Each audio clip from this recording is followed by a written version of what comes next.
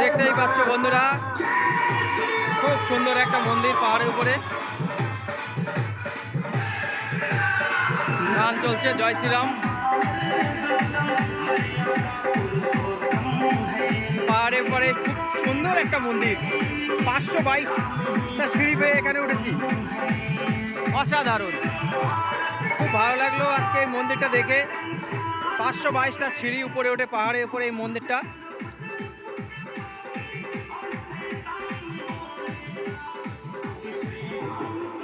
এবং চারি সাইডে শুধু দেখো কাজু কাজু আর কাজু, কাজু কাজু গাছ,